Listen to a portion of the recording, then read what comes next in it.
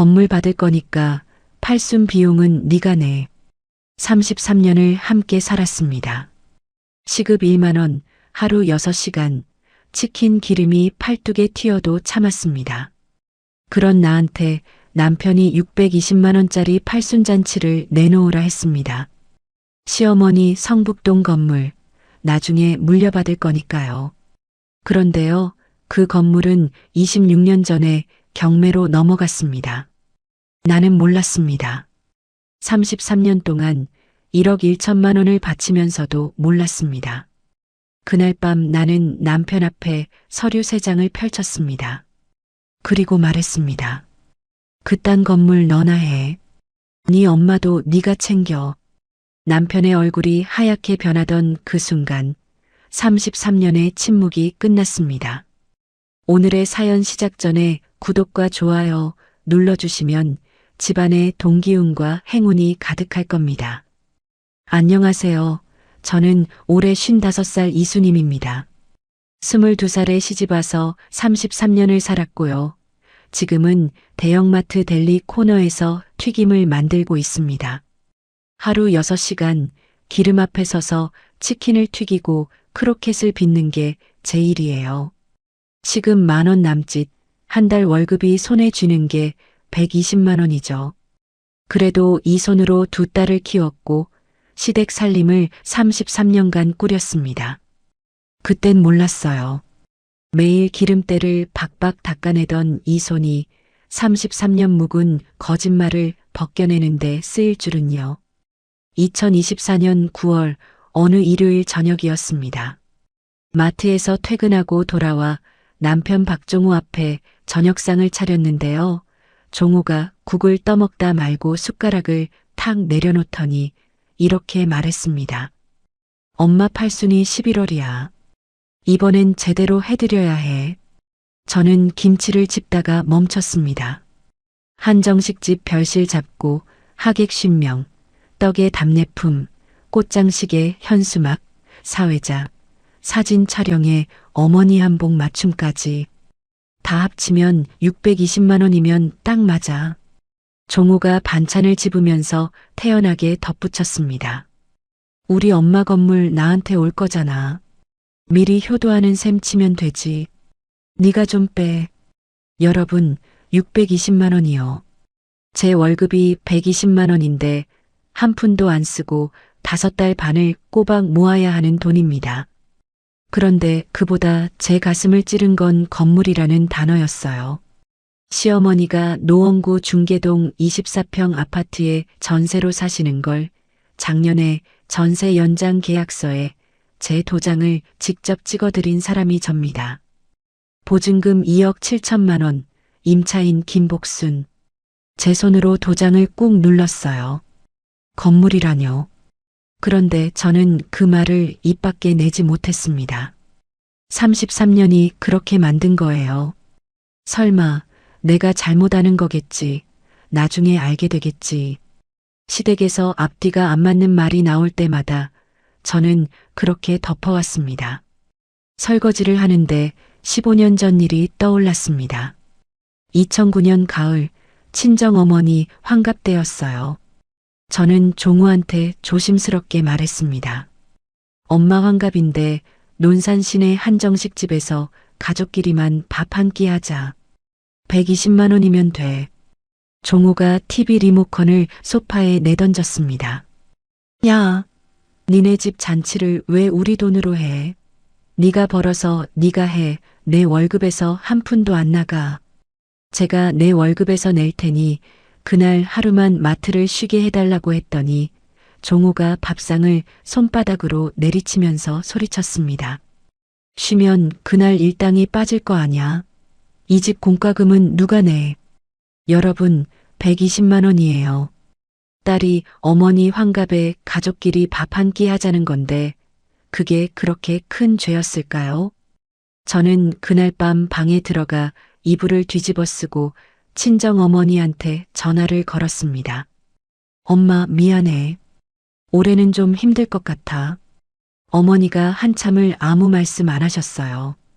그 침묵이 15년이 지난 지금도 귓속에 남아 있습니다.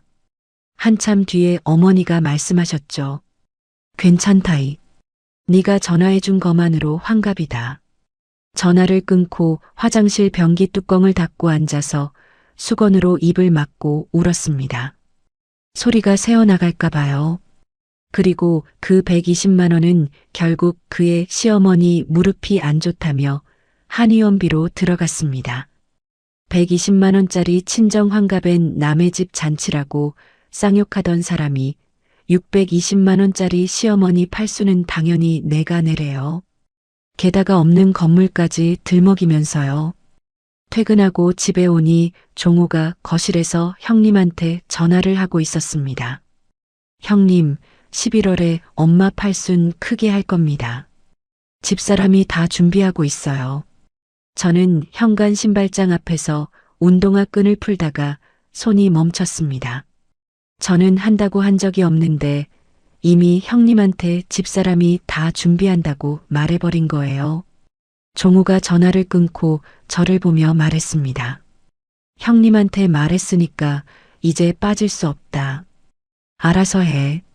저는 또 아무 말도 하지 못했습니다. 그 주 월요일부터 잠이 줄었습니다. 새벽 4시에 눈이 떠져서 부엌불을 켜고 식탁에 앉았어요. 서랍 깊숙이 넣어뒀던 가계부를 꺼냈습니다. 누렇게 바른 것부터 비교적 새 것까지 33년치가 고무줄로 묶여 있었어요. 저는 처음으로 시댁에 들어간 돈만 따로 계산해 봤습니다. 시어머니 용돈 월 15만 원, 12개월이면 180만 원, 33년이면 5,940만 원.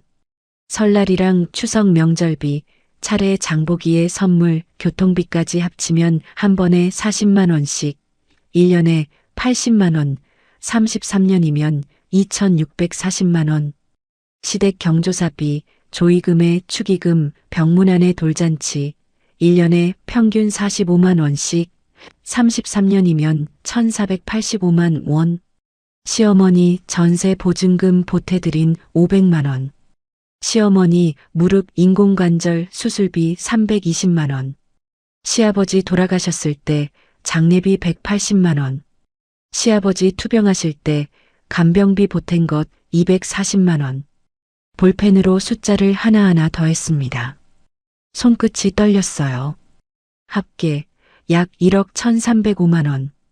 여러분, 마트 파트타이머 월급 120만 원 받는 사람이 33년 동안 시댁에 1억 원이 넘는 돈을 바친 겁니다.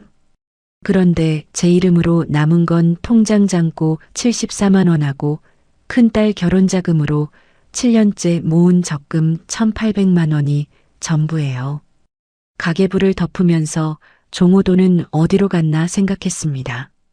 종호는 건설자재업체 물류팀 부장이에요. 월급이 세금 떼고 387만 원인데 저한테 생활비로 90만 원을 줍니다. 나머지 297만 원은 노후 대비라면서 자기 통장에 넣어요. 저는 우리 노후 자금이라는 말에 매번 속아서 그래. 나중에 우리 둘 다 쓸 거니까라고 넘겼습니다. 그런데 가족카드 결제 알림이 제 핸드폰에도 오거든요. 골프 연습장 월 18만 원, 동호회 회식 월 25만 원, 낚싯대랑 골프채 사는 게 툭하면 찍히는 건 알고 있었어요. 정확히 얼마를 모아뒀는지만 몰랐을 뿐이죠. 수요일 저녁에 시누이 박종숙한테서 전화가 왔습니다. 종숙은 부산에서 남편이랑 작은 횟집을 해요. 옳게 엄마 팔순 잘 챙겨야지. 우리 엄마 건물 있는 거 알잖아. 나중에 다 좋은 일이야. 또 건물이었습니다. 종숙이 말을 이었어요. 나는 부산이라 못 올라가니까 30만 원 보낼게. 620만 원 중에 30만 원이요. 저는 참다 못해 말했습니다. 시누이 620만 원인데 30만 원으로 되겠어요? 좀 더 보태셔야 하는 거 아니에요? 종숙 목소리가 바로 올라갔습니다. 올케가 뭔 소리야. 내가 형편이 안 되니까 그러지. 올케는 맞벌이잖아. 그리고 우리 엄마 건물 물려받을 사람이 오빠네인데 그 정도는 당연히 올케가 해야지. 전화를 끊고 핸드폰을 식탁에 내려놨습니다. 사람이 어떻게 그럴 수 있나요? 본인은 30만 원 내면서 590만 원은 옳게 보고 알아서 하라니요. 토요일에 종호가 시어머니 댁에 인사드리러 가자고 해서 함께 갔습니다. 노원구 중계동 아파트 24평. 시어머니가 거실 바닥에 앉아 계셨어요. 팔순은 크게 해야 한다. 네 아버지 칠순 때는 투병 중이라 못 해줬으니까 내 팔순만큼은 제대로 하자. 저는 그 거실에 앉아서 주변을 둘러봤습니다. 현관 신발장 위 서류 바구니 안에 전세 계약서 봉투가 보였어요. 이 아파트가 전세라는 걸 제 두 눈으로 확인한 게 작년인데 시어머니랑 종호는 자연스럽게 건물을 말하고 있었습니다. 건물주라는 분이 국민연금하고 기초연금 합쳐서 월 80만 원으로 이 좁은 아파트에서 사신다는 게 상식적으로 맞는 건지를 저는 33년 동안 물어보지 못했어요. 돌아오는 지하철에서 종호가 또 물었습니다. 한정식집 예약 넣었냐? 아직? 야, 11월이 2달도 안 남았어. 뭘 꾸물거려. 지하철 창에 비친 제 얼굴을 봤습니다. 기름 냄새가 뱀 머리카락, 다크서클이 내려앉은 눈. 여러분, 저는 그때 생각했어요. 내가 왜 이 사람 앞에서 말 한마디를 못하지? 33년 동안 왜 한 번도 싫다고 못했지? 의정부역에서 내리면서 하나를 결심했습니다. 건물이 진짜 있는지 이번에는 확실하게 확인하겠다고요. 다음 날 큰딸 박현주한테 전화를 걸었습니다. 현주는 28살이고요. 중소기업 격리팀에서 일해요. 매일 세금 계산서랑 등기 서류를 다루는 아이입니다. 현주야, 부동산 등기 서류라는 거 떼본 적 있어? 현주가 잠깐 침묵하더니 물었습니다. 엄마, 갑자기 왜? 등기 서류는 회사에서 거의 매일 떼는데 할머니 건물이 진짜 있는지 확인하고 싶다. 근데 건물 주소를 정확히 모르겠어. 현주가 한참을 생각하더니 말했습니다. 엄마, 등기 서류는 건물 주소를 알아야 돼. 사람 이름으로는 안 돼. 그런데 아빠가 맨날 성북동이라고 했잖아. 내가 반찬해서 성북동 부동산을 좀 돌아볼게. 오래된 데면 동네 사정을 다 알거든. 네가 반차까지 써야 하냐? 엄마, 이거 중요한 거잖아. 반차 하루 쓰는 게 뭐가 대수야. 전화를 끊고 저는 한참을 서 있었습니다. 33년 만에 처음으로 누군가가 제 의심을 당연하다고 받아주는 느낌이었어요.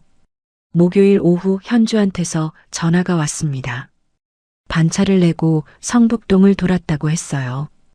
큰 길가 부동산 2군데를 들어갔는데 첫 번째 대서는 모른다고 했고 두 번째 부동산이 30년 넘게 같은 자리에서 영업하는 곳이었대요. 70대 사장님한테 물어봤다고 합니다. 할아버지, 김복순이라는 분이 옛날에 이 근처에 건물을 갖고 계셨는지 혹시 아세요? 사장님이 고개를 갸우뚱하시더니 되물었대요. 김복순? 혹시 중국집 옆에 2층짜리 상가 갖고 있던 분? 남편이 박철수 씨 아니야? 현주가 놀라서 네, 맞아요. 할아버지 성함이 박철수예요라고 했더니 사장님이 이렇게 말씀하셨대요. 그 건물 90년대 말에 경매 넘어갔어. IMF 때 남편분 사업이 망해서 그 뒤에 다른 사람이 사서 지금은 1층 카페, 2층 사무실로 쓰고 있어. 여러분, 제 마음이 어땠겠습니까?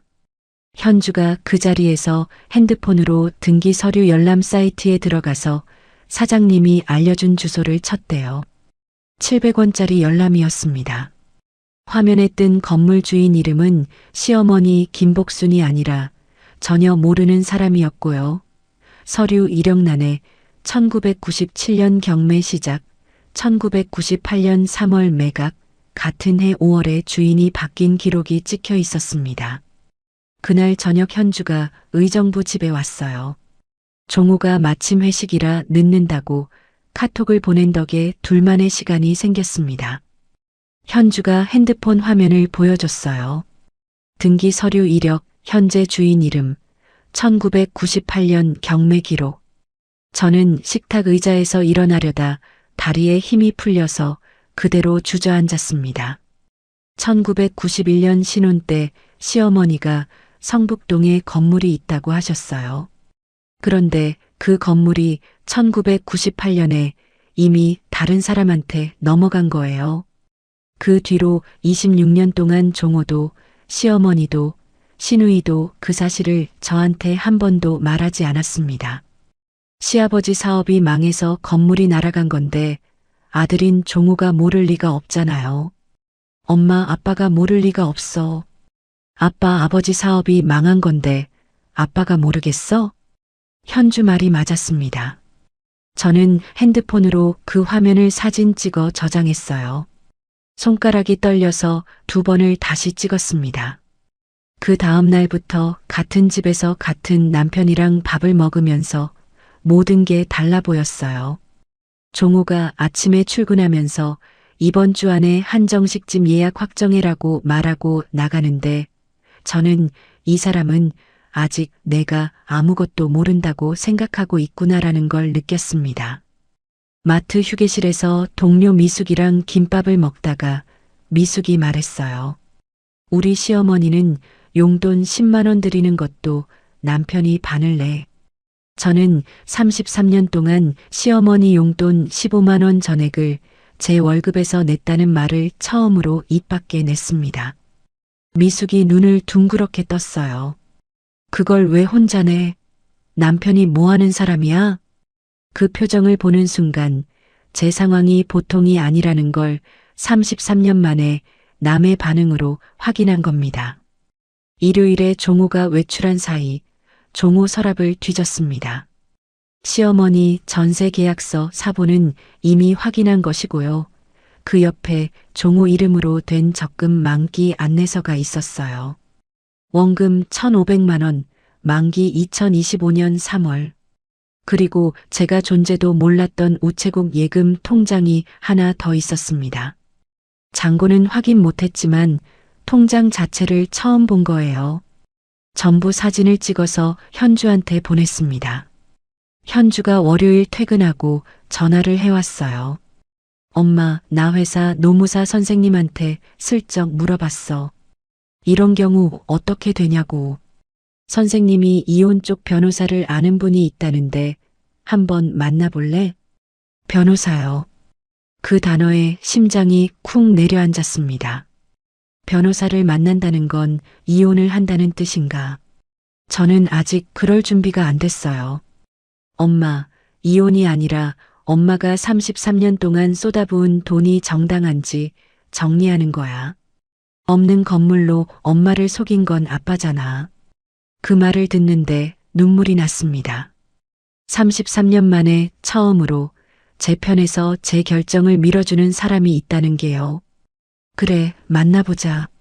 화요일 마트 쉬는 날 현주랑 서울 법률사무소를 찾았습니다. 변호사 정민재, 42살. 저한테 지금 바로 이혼은 필요 없다고 했어요. 대신 3가지를 하라고 했습니다.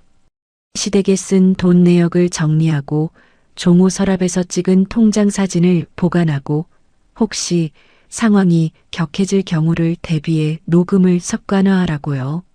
사모님이 쓴 돈은 사모님이 직접 정리하셔야 합니다. 은행 이체 기록, 카드 내역, 가계부 기록, 될 수 있는 대로 다 모으세요. 남편분 자산은 지금은 정확히 알 수 없지만 나중에 재판이 시작되면 법원을 통해서 한꺼번에 조회할 수 있습니다. 정 변호사가 성북동 건물에 대해서도 정리해줬습니다. 건물이 1998년에 경매로 넘어간 기록이 등기 서류에 남아있으니까 26년간 시댁이 없는 건물을 전제로 며느리한테 돈을 부담시킨 정황 증거가 됩니다. 사람이 어떻게 그럴 수 있나요? 없는 건물을 있다고 해놓고 그걸 미끼로 33년을 부려먹은 거잖아요. 저는 정 변호사 앞에서 고개를 숙이고 한참을 말을 잇지 못했습니다. 사무실을 나오면서 현주한테 말했어요. 팔순비 안 내려고 한다. 그럼 팔순 당일에 어떻게 할 거야? 그날 내가 직접 말할 거다. 정확히 무슨 말을 어떻게 할지는 아직 몰랐습니다. 다만 33년 동안 한 번도 해본 적 없는 것, 남편 앞에서 싫다고 말하는 것을 하게 될 거라는 건 알았어요. 그 뒤로 2주 동안 저는 두 가지 일을 했습니다. 하나는 33년간 시댁에 쓴 돈 내역을 정리하는 거였어요. 2003년부터 남아있는 은행 이체 기록, 카드 결제 내역, 그 이전 것은 오래된 가계부에서 하나하나 노트에 옮겨 적었습니다. 다른 하나는 종호를 관찰하는 거였어요. 종호는 매일 저녁 한정식집 메뉴 확정됐냐, 꽃장식은 테이블마다 하나씩이면 8개 필요하다. 사회는 내 후배 김 과장한테 부탁했다 하면서 자기 할 일은 척척 정했습니다. 돈이랑 실무는 전부 저한테 밀어놓고요. 저는 알아보고 있다고만 했어요. 실제로는 아무것도 하지 않았습니다. 팔순 일주일 전 종호가 눈치를 챘습니다. 야, 한정식 집에서 확인 전화가 와야 하는데 안 오네. 어디로 예약 넣은 거야? 아직 확정 못했다. 종호 얼굴이 벌겋게 달아올랐습니다. 뭐? 사람들한테 다 연락했는데 예약도 안 했어. 미쳤어. 돈이 없어서 못했다. 네 적금 깨면 되잖아. 여러분, 그 적금이 뭔지 아세요? 큰딸 현주 결혼자금으로 7년 동안 모은 1,800만 원이에요. 저는 33년 만에 처음으로 또박또박 말했습니다. 그건 현주 결혼자금이야. 안 깨. 종호가 결국 직접 한정식 집에 전화해서 예약을 잡았어요. 11월 셋째 주 토요일 오후 2시, 50명, 별실. 예약 확정하려면 계약금 50만 원이 필요하다고 하니까 자기 신용카드로 긁으면서 저한테 말했습니다. 이건 나중에 네가 갚아. 알겠다고 대답했지만 갚을 생각이 없었어요. 팔순 전날 금요일 밤이었습니다. 평소 같으면 내일 입을 정장을 다려놓을 시간인데 저는 부엌에서 커피를 타서 마시며 핸드폰 사진을 확인했어요. 성북동 건물 등기 서류, 시어머니 전세 계약서, 종호 적금 안내서, 그리고 녹음 앱을 열어서 테스트 녹음을 해봤습니다. 정 변호사가 혹시 모르니 녹음 습관을 들이세요라고 한 말이 떠올랐어요. 파일이 저장되는 걸 확인하고 잠자리에 들었습니다. 2024년 11월 16일 토요일, 시어머니 팔순 당일 아침 8시, 종호가 양복을 입고 거실에 나왔습니다. 야, 빨리 준비해. 11시까지 한정식 집 가서 세팅 확인해야 해. 저는 잠옷 차림으로 소파에 앉아 있었어요. 종호가 고개를 갸우뚱했습니다. 뭐해? 왜 안 갈아입어? 주머니 속 핸드폰의 녹음 버튼을 눌렀습니다. 그리고 말했어요. 나 안 가. 그리고 돈도 안 냈어. 종호의 넥타이를 매던 손이 멈췄습니다. 얼굴이 굳어지는 게 보였어요. 저는 테이블 위에 핸드폰을 놓고 사진 3장을 차례로 보여줬습니다. 성북동 건물 등기 서류, 건물 주인이 시어머니가 아니라 다른 사람이라는 것, 1998년에 경매로 넘어간 기록, 시어머니 전세 계약서, 성북동 부동산에서 현주가 확인한 내용, 건물이 어디 있어요? 1998년에 경매로 넘어간 걸 26년째 있다고 했잖아. 현주가 성북동 부동산에 가서 확인했어. 등기 서류도 떼봤어. 시아버지 사업 망하면서 경매 넘어간 거 당신도 다 알고 있었잖아. 종호 입술이 파르르 떨렸습니다. 이걸 현주가 한 거야? 니네 둘이서 뒤에서 이런 짓을 한 거야. 짓이 아니라 확인이야. 등기 서류는 주소만 알면 누구나 뗄 수 있어. 야, 그래도 오늘이 엄마 팔순이야. 사람들이 온다고. 이러면 안 되지. 저는 그 순간 15년 전이 떠올랐습니다. 15년 전에 당신이 나한테 뭐라 했는지 기억나? 120만 원짜리 우리 엄마 환갑에 남의 집 잔치에 왜 우리 돈을 써라고 했잖아. 밥상을 치면서 내가 우리 엄마한테 전화해서 올해는 힘들 것 같다고 말할 때 당신은 TV 보고 있었어. 자리에서 일어섰습니다. 33년 동안 한 번도 해본 적 없는 말을 했어요. 그딴 건물 너나 해. 네 엄마도 네가 챙겨. 제 목소리가 제 것이 아닌 것 같았습니다. 그런데 동시에 33년간 목구멍에 걸려있던 게 빠져나가는 느낌이었어요. 33년 동안 시댁에 1억 원이 넘는 돈을 바쳤어. 어머니 용돈, 명절비, 경조사, 수술비, 아버지 장례비, 간병비, 전세 보증금까지. 그리고 당신은 그동안 적금 모으면서 골프 치고 회식하고 낚싯대 사면서 나한테 생활비 90만 원을 줬어. 나는 마트에서 남은 빵을 점심으로 먹었어. 종우 얼굴에서 분노가 사라지고 당혹이 번졌습니다. 아내가 자기 적금 액수를 알고 있다는 사실에 흔들리는 게 보였어요. 야, 일단 오늘만 넘기자. 사람들이 오고 있다고. 체면이 있잖아. 당신 체면은 당신이 지켜. 나는 오늘 논산 친정에 간다. 외출복으로 갈아입고 가방을 들었습니다. 종우가 소리쳤어요. 지금 나가면 끝이야. 돌아서서 말했습니다. 끝이라는 게 뭔데? 이혼? 그래, 그것도 생각해 볼게. 현관문을 닫았습니다. 엘리베이터 안에서 다리가 후들거렸지만 울지는 않았어요. 울음은 15년 전에 다 울었습니다. 의정부에서 지하철을 타고 서울역으로 갔어요. 무궁화호 표를 끊었습니다. 논산까지 11,400원. KTX는 28,600원인데 그 17,200원의 차이가 제 삶의 크기였어요. 논산역에서 시내버스를 타고 친정어머니 집에 도착했을 때 어머니가 마당에서 배추를 다듬고 계셨습니다. 75살 논산에서 혼자 사시는 어머니. 저를 보자마자 웬일이야 연락도 안 하고 하셨는데 저는 어머니 얼굴을 보는 순간 마당에 서서 울었습니다. 어머니가 달려와서 제 등을 두드리셨어요. 왜 그래? 무슨 일이야? 그날 저녁 어머니 부엌에서 된장찌개를 끓이며 처음으로 전부 말씀드렸습니다. 시댁 건물이 26년 전에 경매로 넘어간 것, 종우가 알면서 33년간 숨긴 것, 내가 시댁에 1억이 넘는 돈을 바친 것, 오늘 팔순에 안 가고 나온 것. 어머니가 다 듣고 밥상머리에 앉으시더니 말씀하셨습니다.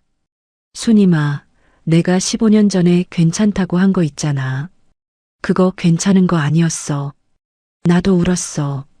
전화 끊고 나서 혼자 한참 울었어. 숟가락을 놓고 또 울었습니다. 그 시각 의정부에서는 종우가 홀로 팔순잔치를 수습하고 있었습니다. 한정식집 별실에 테이블 8개가 깔려 있었고 하객 10명이 오후 2시까지 속속 도착하고 있었어요. 종우는 아내 없이 혼자 꽃장식 배치를 확인하면서 한정식집 쪽에 잔금을 내야 했습니다. 계약금 50만 원은 이미 자기 신용카드로 낸 상태였고 나머지 음식값에 떡, 답례품, 꽃, 현수막, 사진 촬영비까지 잔금이 약 570만 원이었어요. 종우가 체크카드를 내밀었는데 보통예금 잔고가 112만 원이라 결제가 안 됐습니다. 결국 신용카드로 전액을 긁었어요. 월요일에 적금을 깨서 카드값을 갚아야 하는 상황이었습니다. 만기 전에 깨면 이자 손실이 47만 원인데 선택의 여지가 없었던 거죠. 종우가 신우이 종숙한테 전화를 했습니다. 급하다. 돈 좀 더 보내라. 오빠, 나 30만 원 보낸 거 다야. 횟집 매출이 안 좋아서 더는 못해. 시어머니는 새 한복을 입고 상석에 앉아 계셨어요. 종호가 한복값 85만 원도 결국 자기 카드로 추가 결제했습니다. 그런데 며느리 자리가 비어 있었습니다. 하객들이 자리에 앉으면서 하나둘 물어보기 시작했어요. 며느리는? 종호가 고개를 숙이며 대답했습니다. 몸이 안 좋아서 누워 있습니다. 시백부 박종만 형님이 종호를 옆으로 불렀어요. 며느리가 팔순에 안 오면 어떡하냐? 무슨 일이야? 종호가 말을 얼버무렸습니다. 시어머니는 잔치가 끝날 때까지 제 빈 의자를 흘끔흘끔 보시다가 하객들이 다 돌아간 뒤에 종호한테 울먹이며 말씀하셨어요. 그년이 감히 내 팔순을 이렇게 망신시켰어. 여러분, 저는 그 자리에 없었지만 나중에 현주한테 전해 들었습니다. 종호가 그날 쓴 돈이 계약금 포함해서 705만 원이었대요. 신우이 종숙이 보낸 30만 원 빼면 675만 원을 종호 혼자 낸 거예요. 33년 동안 시댁 경조사비를 한 푼도 안 내던 사람이 생전 처음 자기 돈을 쓴 겁니다. 한편 저는 논산 친정집 작은 방에 누워서 핸드폰을 확인했습니다. 종호한테서 부재중 전화 14통, 문자 6개. 지금 어디야? 집에 안 오면 각오해. 엄마가 우신다. 당장 전화해. 다 네 때문이야. 이혼한다. 신우이 종숙한테서도 문자가 와 있었어요. 옳게. 아무리 그래도 시어머니 팔순에 안 오면 어떡해. 이건 사람 도리가 아니지. 저는 그 메시지들을 하나하나 읽었지만 답하지 않았습니다. 대신 현주한테 엄마 무사히 논산 도착했다. 내일 전화할게라고 보내고 불을 껐어요. 어둠 속에서 33년 만에 처음으로 남편의 전화를 안 받았다는 사실이 두렵기도 하고 시원하기도 했는데 두려움보다 시원함이 약간 더 컸습니다. 일요일 아침 어머니가 끓여주신 콩나물국을 마루에 앉아 먹었어요. 어머니가 말씀하셨습니다. 순임아, 네가 어제 한 거 잘한 거다. 속상하겠지만 잘한 거다. 33년간 누구한테서도 듣지 못한 말이었습니다. 시댁에서는 제가 뭘 해도 당연한 거지였고 종호한테는 그 정도는 해야지였고 신우이한테는 옳게가 알아서 하지였는데 어머니만이 잘한 거다라고 해주셨어요. 국을 먹다가 눈물이 섞여서 짰지만 그대로 삼켰습니다. 논산에서 이틀을 보내고 월요일 저녁에 의정부 집으로 돌아왔습니다. 현관문을 열자 종호가 거실 소파에 러닝셔츠 차림으로 앉아 있었어요. 식탁 위에 소주병 2개가 비어 있었습니다. 저를 보자마자 벌떡 일어나며 소리쳤어요. 지금 어디서 이제 와. 엄마 팔순날 가출하는 며느리가 세상에 어디 있어. 종호가 소파 쿠션을 바닥에 내던졌습니다. 이혼하자. 재산 분할 받을 거야. 이 아파트 반은 내 거고 네 적금도 반 나눠야 해. 저는 운동화를 벗으면서 예상대로다라고 생각했어요. 정 변호사가 미리 말해뒀거든요. 남편분이 이혼을 먼저 꺼낼 가능성이 높습니다. 당황하지 마시고 감정적으로 대응하지 마세요. 그래, 하고 싶으면 해. 그 한마디만 하고 방으로 들어갔습니다. 팔순잔치가 끝난 그 주부터 종호와 시댁의 반격이 시작됐습니다.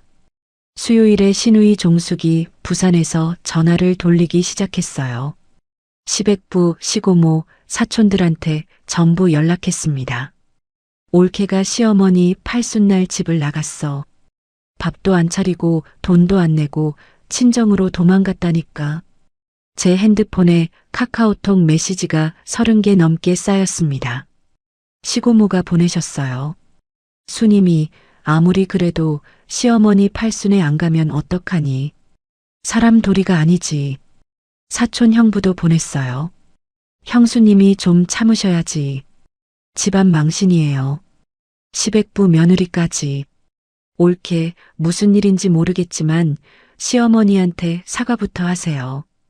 여러분, 제 마음이 어땠겠습니까? 저는 그 메시지를 하나하나 읽으면서 속이 뒤틀렸지만 33년간 제가 시댁에 바친 1억 원이 넘는 돈을 아는 사람은 오중에 아무도 없다는 게 더 참담했어요. 금요일에 종숙이 더 악랄한 짓을 했습니다. 제가 일하는 대형마트 고객센터에 전화를 건 거예요. 델리 코너에 이수님이라는 파트타이머가 있는데 그 사람이 80살 시어머니 팔순날 집을 나간 며느리예요. 노인을 이렇게 대하는 사람이 음식을 만들고 있다고 하면 손님들이 어떻게 생각하겠어요? 여러분, 이 사람이 뭘 하려는 건지 아시겠죠? 제 밥줄을 끊으려고 한 겁니다. 델리 코너 팀장 박주임이 저를 창고로 조용히 불렀습니다. 수님 씨, 무슨 사정이 있는 건 알겠는데 고객센터로 이런 전화가 오면 본사에 보고가 올라가요. 당분간 좀 쉬는 게 어떨까요? 앞치마를 부여잡았습니다. 손에 힘이 들어가서 손가락 마디가 하얗게 변했어요. 팀장님, 제가 잘못한 게 아니에요. 일주일만 시간을 주세요. 월 120만 원이에요. 그마저 끊기면 저한테 남는 수입은 없습니다. 그 주말에 큰딸 현주랑 둘째 딸 박현서가 의정부 집에 왔어요. 현서는 25살이고 병원에서 간호조무사로 일합니다. 월급이 198만 원인 아이예요. 종호가 토요일 아침부터 외출해서 집을 비운 상태였고 두 딸이 나란히 거실에 앉아 저를 바라봤습니다. 엄마, 우리가 있잖아. 절대 무너지지 마. 현주가 먼저 말했고 현서가 이었습니다. 엄마, 나 이번 달 월급에서 40만 원 보탤게. 마트 잘리더라도 당분간은 버틸 수 있어. 198만 원 받는 아이가 40만 원을 보태겠다는 거예요. 저는 두 딸을 끌어안았습니다. 너희한테까지 이런 짐을 지우다니. 현서가 제 등을 토닥이면서 말했어요. 엄마가 33년 동안 혼자 진 짐에 비하면 이게 뭐야? 울었습니다. 이번에는 서러운 눈물이 아니라 나 혼자가 아니구나 하는 안도의 눈물이었어요. 다음 주 월요일 종호가 진짜로 변호사를 선임해서 이혼 소장을 냈습니다. 아내가 시어머니 팔순잔치를 거부하고 가출해서 혼인관계를 파탄시켰다는 게 핵심이었고 의정부 아파트 지분 절반하고 제 적금 1,800만 원 분할, 위자료 2천만 원까지 청구했어요. 저는 소장을 받아들고 정 변호사한테 가져갔습니다. 정 변호사가 소장을 읽으며 말했어요. 예상대로입니다. 이제 우리 차례예요. 법원에 재산조회 신청부터 하겠습니다. 소송이 시작되니까 법원을 통해서 종호 재산을 공식으로 들여다볼 수 있게 됐어요. 약 3주 뒤에 회신이 왔습니다. 종호 이름으로 된 은행 예금이랑 적금이 합쳐서 약 8,700만 원, 팔순잔치 때 적금 하나 깬 뒤 잔액이 약 7,150만 원, 퇴직연금 적립금이 약 4,200만 원. 저는 그 숫자를 보면서 의자 등받이에 기댔습니다. 제가 월 90만 원 생활비 받으면서 120만 원 벌어 시댁에 바칠 때 이 사람은 적금하고 예금만 8,700만 원을 모았고 퇴직연금까지 합치면 1억이 넘었던 거예요. 정 변호사가 반소장, 그러니까 맞소송을 준비하면서 제가 모은 증거들을 정리했습니다. 성북동 건물 등기 서류, 시어머니 전세 계약서, 제가 33년간 시댁에 쓴 돈 내역 약 1억 1천만 원, 종호 가족카드 결제 알림 6개월치, 팔순 당일 아침 녹음 파일, 그리고 종숙이 마트 고객센터에 전화한 녹취는 재판 과정에서 법원이 마트 본사한테 자료를 요청하기로 했어요. 소장이랑 반소장이 오가는 동안 두 달이 흘렀습니다. 그 사이 종호랑 저는 같은 집에서 방을 나눠 쓰면서 말 한마디 없이 지냈어요. 냉장고 선반을 위아래로 나눠서 각자 반찬을 넣어 놓았고 33년간 새벽에 일어나 남편 도시락을 싸던 제가 처음으로 아침 6시 반까지 이불 속에 누워 있었습니다. 그 30분이 33년 만에 가장 사치스러운 시간이었어요. 박주임이 본사 보고를 잘 처리해줘서 마트에 계속 나갈 수 있게 됐습니다. 고객센터 전화는 개인적 원한에 의한 것이라고 보고해줬고 동료 미숙도 수님 씨 없으면 델리 코너 안 돌아간다고 팀장님한테 말해놨어라고 해줬어요. 시어머니 용돈 15만 원이 빠진 그달 제 통장 잔고가 89만 원이 됐습니다.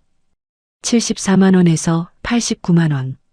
고작 15만 원 차이인데 그 15만 원이 제 이름으로 남아있다는 게 이렇게 다른 느낌이라니요. 2025년 2월 법원에서 조정기일이 잡혔습니다. 이혼 소송은 재판 전에 먼저 조정이라는 걸 거치게 되어 있어요. 양쪽 변호사가 조정위원 앞에서 각자 입장을 정리하는 자리입니다. 저는 정 변호사랑 법원에 들어가면서 33년 만에 처음으로 종호를 남편이 아니라 상대방으로 바라보고 있다는 걸 느꼈어요. 정 변호사가 증거를 하나하나 꺼냈습니다.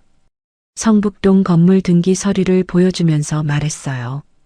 이 건물의 현재 소유자는 시어머니 김복순 씨가 아닙니다. 등기 이력을 보시면 1997년에 경매가 시작됐고 1998년에 다른 사람한테 넘어갔습니다. 시아버지 사업 부도 때문이었습니다. 시어머니 전세 계약서도 제출했어요. 시어머니는 현재 노원구 아파트에 전세로 살고 계십니다.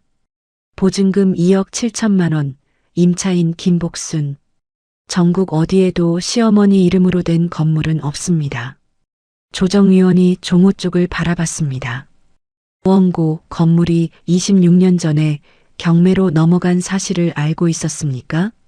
종호가 한참 동안 아무 말 없이 앉아 있다가 겨우 입을 열었어요. 그건 사정이 있었습니다. 조정위원이 말했습니다. 사정이 어떻든 배우자한테 33년간 사실과 다른 이야기를 해놓고 그걸 전제로 돈을 부담시킨 건 문제가 있습니다. 종호 쪽 변호사도 곤란한 표정을 지었어요.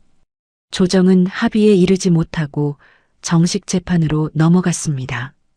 4월부터 본격적인 재판이 시작됐어요. 종호 쪽 변호사가 먼저 주장을 펼쳤습니다. 아내가 시어머니 팔순잔치를 일방적으로 거부하고 가출해서 혼인관계를 파탄시켰습니다. 사람이 어떻게 그럴 수 있나요? 33년 동안 1억 원이 넘는 돈을 시댁에 바친 사람한테 가출이래요. 저는 손이 떨렸지만 정 변호사가 옆에서 괜찮습니다. 우리 차례가 옵니다라고 작게 말해줬어요. 정 변호사가 제가 33년간 시댁에 쓴 돈 내역을 제출했습니다. 시어머니 용돈 자동이체 기록, 명절 장보기 카드 결제 내역, 시어머니 수술비 320만 원 카드 영수증, 시아버지 장례비 180만 원 이체 기록, 간병비 240만 원, 전세 보증금 500만 원, 총 약 1억 1천만 원. 이수님 씨는 파트타임으로 월 120만 원을 벌면서 이 모든 비용을 본인 수입에서 냈습니다. 남편 박종호 씨는 월급 387만 원 중 90만 원만 생활비로 줬고 나머지는 본인 이름으로 모아뒀습니다. 종호의 자산 내역도 다뤄졌어요. 법원 재산조회로 확인된 예적금 잔액 7,150만 원, 퇴직연금 4,200만 원, 가족카드 결제 알림 내역에서 골프 연습장 월 18만 원, 동호회 회식 월 25만 원, 쇼핑 등 개인 소비가 월 70만 원이 넘는다는 게 드러났습니다. 종호가 재판장한테 말했어요. 그건 제가 번 돈인데 제가 쓸 수도 있는 거 아닙니까? 재판장이 짧게 답했습니다. 한쪽이 지나치게 돈을 쌓아두고 다른 쪽이 지나치게 부담을 지면 재산 나눌 때 반영됩니다. 신우이 종숙이 마트 고객센터에 전화한 건도 다뤄졌어요. 법원이 마트 본사한테 자료를 요청해서 녹취 기록을 확보한 거예요. 80살 시어머니 팔순날 집을 나간 며느리가 음식을 만들고 있다는 종숙 목소리가 기록에 남아 있었습니다. 정 변호사가 이 건으로 명예훼손 고소를 예고하면서 종숙한테 합의를 제안했는데 종숙은 처음에 버텼어요. 내가 뭘 잘못했는데. 그런데 고소가 들어가면 부산 횟집 영업에 지장이 생긴다고 남편이 말하니까 결국 합의금 200만 원을 저한테 주는 걸로 합의했습니다. 두 번째 재판이 끝나고 재판부가 양쪽한테 다시 조정을 권했어요. 종호 쪽 변호사가 종호한테 건물권은 솔직히 불리합니다. 조정으로 가는 게 낫습니다라고 조언했다는 걸 정 변호사가 전해줬습니다. 저도 재판을 오래 끌고 싶지 않았어요. 7월에 두 번째 조정 기일이 잡혔고 이번에는 양쪽이 합의안을 논의했습니다. 정 변호사가 건물 거짓말, 33년간의 경제적 착취, 15년 전 친정 환갑 때의 폭언을 다시 한번 짚었고 종호 쪽도 더 이상 반박할 카드가 없었어요.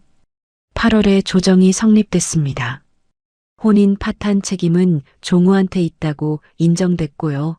위자료 2천만 원, 의정부 아파트 시세 4억 2천만 원에서 주택담보대출 1억 8천만 원을 빼면 순수하게 2억 4천만 원인데 제 몫이 절반인 1억 2천만 원, 종호 예적금 잔액 7,150만 원의 절반인 3,575만 원, 그리고 제 적금 1,800만 원은 제 것으로 인정됐습니다. 종숙 합의금 200만 원까지 합치면 약 1억 9,575만 원이에요. 법원 로비를 나서는데 종호가 뒤에서 불렀습니다. 순이마. 돌아섰어요. 종호 얼굴이 몇 달 사이에 10년은 늙어 보였습니다. 미안하다. 건물은 우리 아버지 사업이 망하면서 경매 넘어간 거야. 어머니가 그걸 차마 말을 못하셨고 나도 처음엔 곧 다시 마련할 줄 알았는데 그게 26년이 된 거야. 한참을 서 있다가 말했습니다. 알아. 건물이 있었다는 건 나도 확인했어. 근데 당신 없어진 건물을 있다고 하면서 나한테 33년 동안 돈을 내게 한 건 차마 말 못해서가 아니라 말 안 하는 게 편해서였잖아. 종호가 아무 말도 못했어요. 그날 밤 종호가 논산 친정어머니 집 앞까지 차를 몰고 내려왔습니다. 현주한테서 제가 논산에 갔다는 걸 들은 거예요. 마당 앞에 차를 세우고 내려서 오열하면서 무릎을 꿇었습니다. 다시 한 번만 기회를 줘. 내가 잘못했다. 제발. 어머니가 안방 창문 너머로 그 모습을 보시면서 저 사람 왜 저래라고 하셨어요. 저는 마루에 서서 33년 만에 처음 보는 남편의 무릎과 눈물을 내려다봤습니다. 조용히 말했어요. 당신이 우는 건 내가 떠나서가 아니라 앞으로 어머니 용돈이랑 명절비를 당신이 내야 하니까 그런 거잖아요. 종호가 고개를 떨군 채 부정하지 못했습니다. 저는 대문을 닫았어요. 조정이 확정되고 재산 정산이 마무리된 2025년 늦가을이었습니다. 저는 경기도 하남에 소형 아파트를 얻었어요. 전용 18평, 전세 보증금 1억 4천만 원, 아파트 지분 매각대금, 위자료, 예적금 분할금, 종숙 합의금, 기존 적금을 다 합친 뒤 전세금을 내고 남은 현금이 약 5,575만 원이었습니다. 마트에 복직해서 월 120만 원을 벌면서 매달 30만 원씩 적금을 넣기 시작했어요. 그 적금 이름은 예전처럼 현주 결혼자금이 아니라 이수님 노후자금이었습니다. 55년 인생에서 제 이름으로 된 노후자금은 이것이 처음이에요. 혼자 사는 게 처음에는 서글펐습니다. 저녁에 불 꺼진 거실에 앉아 있으면 33년간 누군가의 밥을 짓고 빨래를 개던 손이 허전했어요. 그런데 한 달쯤 지나니까 된장찌개 한 냄비를 끓여서 사흘간 나눠 먹는 요령이 생겼고 마트 퇴근 후에 걸어서 15분 거리에 있는 하남시 도서관에서 책을 빌려 읽는 습관이 생겼습니다. 33년 동안 남편 도시락, 시댁 명절 장보기, 시어머니 병원 동행으로 가본 적 없던 도서관이라는 곳이 저한테 아무것도 요구하지 않는 공간이라는 게 신기했어요. 첫 번째 빌린 에세이집에서 자신을 돌보는 것은 이기적인 게 아니라 살아남는 것이라는 문장을 발견하고 핸드폰으로 찍어서 현주한테 보냈습니다. 현주는 격주 토요일마다 하남집에 와서 장을 봐줬고 현서는 매주 수요일 저녁에 전화를 걸어서 엄마 오늘 뭐 먹었어? 라고 물었어요. 제가 너희한테 미안하다. 결혼자금도 못 해주고라고 하면 현주가 말했습니다. 엄마 나 결혼 안 할 수도 있고 해도 내 돈으로 할 거야. 엄마 적금은 엄마 거야. 현서도 전화기 너머로 말했어요. 엄마가 건강하게 오래 사는 게 나한테는 제일 큰 유산이야. 여러분, 33년간 시댁에 바친 1억 원보다 이 두 딸이 해주는 말 한마디가 더 값지더라고요. 한편 종우는 의정부 아파트를 팔아서 제 지분 1억 2천만 원을 정산한 뒤 대출금 1억 8천만 원까지 갚고 나니 손에 남는 돈이 많지 않았습니다. 의정부 외곽투룸 월세로 이사했어요. 보증금 1천만 원, 월세 45만 원, 시어머니 용돈 월 15만 원, 명절비, 병원비를 전부 혼자 감당하게 되니까 종숙한테 전화했대요. 너도 좀 보태라. 종숙이 뭐라고 했는지 아세요? 오빠 나도 형편이 안 돼. 합의금 200만 원 때문에 횟집 자금이 빠듯하다고. 33년 동안 종숙이 저한테 했던 말과 똑같은 말이었습니다. 시어머니가 종우한테 이렇게 말씀하셨다고 현주가 전해줬어요. 순임이가 매달 해주던 게 이렇게 많았냐. 용돈만이 아니라 명절 장보기, 반찬 해다 드리기, 병원 데려다 주기까지 다 순임이었는데 저는 그 말을 듣고 한참 동안 아무 감정이 나지 않았어요. 33년간 한 번도 고맙다 소리를 안 하시던 분이 사라지고 나서야 그 무게를 아신다는 게 슬프지도 화나지도 않고 그냥 허무했습니다. 12월에 마트 동료 미숙이 점심시간에 말했어요. 수님 씨, 요즘 얼굴이 좋아졌어. 뭔가 달라졌어. 밥을 제 시간에 먹고 있어서 그런가 봐. 농담이 아니라 사실이었습니다. 33년간 새벽 5시에 남편 도시락을 싸고 출근 전에 시어머니 약 챙겨드리는 전화를 하고 퇴근 후 저녁 준비에 시누이 전화까지 받던 하루가 이제 일어나고 출근하고 퇴근하고 밥 먹고 책 읽고 잔다로 바뀐 거예요. 그 단순함이 55년 인생에서 처음 맛보는 평화였습니다. 2026년 추석 연휴 전날 논산행 무궁화호를 탔습니다. 11,400원. KTX가 아니라 무궁화호를 탄 건 아끼려는 것만이 아니라 느린 기차 안에서 창밖을 보며 생각하는 시간이 좋아서이기도 했어요. 논산역에서 내려 어머니를 모시고 시내 한정식집에 갔습니다. 15년 전 못해드린 환갑 대신 우리 엄마 건강할 때 밥 한 끼 대접하고 싶어서라며 2인 한정식 코스를 시켰어요. 1인 28,000원, 총 56,000원. 어머니가 상차림을 보시면서 말씀하셨어요. 이게 다 뭐냐? 이렇게까지 안 해도 되는데. 저는 웃으면서 대답했습니다. 엄마, 이거 내 돈이야. 처음으로 진짜 내 돈. 620만 원짜리 팔순잔치 대신 56,000원짜리 한정식이었지만 시댁 눈치 한 번 안 보고 남편 허락 한 번 안 받고 쓴 돈이었어요. 어머니가 갈치조림을 젓가락으로 떠서 제 밥 위에 올려주시면서 말씀하셨습니다. 순임아, 내 얼굴에 이제야 웃음이 돌아왔구나. 15년 전 괜찮다이라고 하시며 전화를 끊던 어머니 목소리가 겹쳐졌어요. 울지 않으려 했는데 눈물이 갈치조림 위에 떨어졌습니다. 한정식 집을 나와서 어머니랑 나란히 시골길을 걸었어요. 9월의 석양이 들판을 비추고 있었습니다. 어머니가 제 팔짱을 끼시며 물으셨어요. 너 그 사람한테 시집간 뒤로 이렇게 둘이 걸어본 적이 있었냐? 생각해보니 없었습니다. 명절에 논산에 오면 시댁 선물 들고 인사 갔다 오느라 바빴고 평소에는 마트 쉬는 날이 시어머니 병원 동행 날이었어요. 어머니랑 단둘이 팔짱 끼고 걸어본 기억이 33년 동안 정말 없었습니다. 친정집에 돌아와 마루에 앉았어요. 어머니가 오늘 참 좋았다라고 하셨습니다. 어머니가 안방에서 이불을 깔며 부르셨어요. 순임아, 들어와. 오늘은 일찍 자자. 네, 엄마. 55년 인생에서 그 두 글자가 이렇게 가벼운 밤은 처음이었습니다.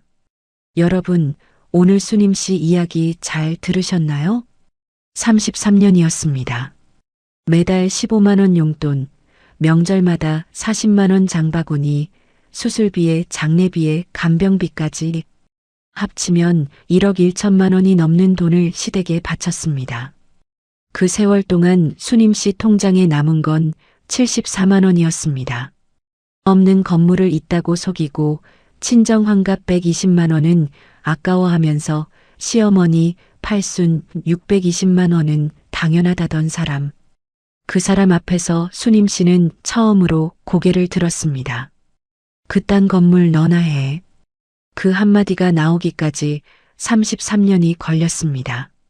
지금 순임 씨는 하남의 작은 아파트에서 매달 30만 원씩 본인 이름으로 적금을 넣고 있습니다.